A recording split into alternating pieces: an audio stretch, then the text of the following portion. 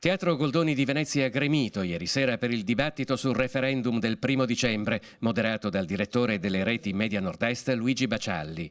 600 tra veneziani e mestrini in platea, sui palchi e fin sul loggione si sono confrontati partecipi come mai prima d'ora sulla separazione di Venezia da Mestre, auspicata dal comitato promotore del sì e osteggiata dai sostenitori del no, che vogliono mantenere l'unione tra i due comuni.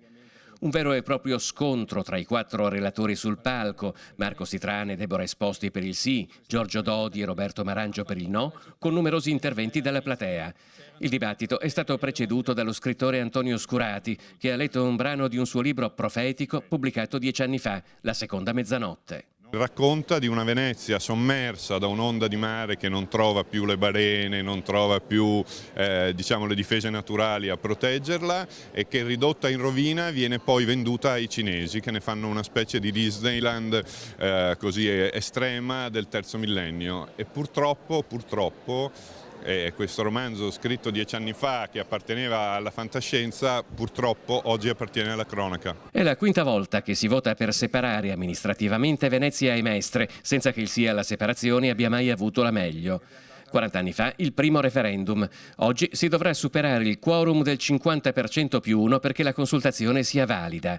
Vivace, a volte aspro ma civile, il dibattito, con molti interventi e domande dal pubblico per il sì o per il no. Non è costruendo un muro attorno alla città che si risolvono, perché nessuno dei problemi che grava su Venezia, turismo, ambiente, Mose, porto, e tutto quanto, non trova soluzione in una rappresentanza nuova che è quella del piccolo comune. La vera domanda dirimente per il sì e per il no è: quale strada le due parti intendono percorrere per ottenere l'autonomia, in quali tempi e a quale costo? Dominante il tema del Mose, che ancora non funziona a pochi giorni dal trauma dell'acqua alta eccezionale di 1,87 m.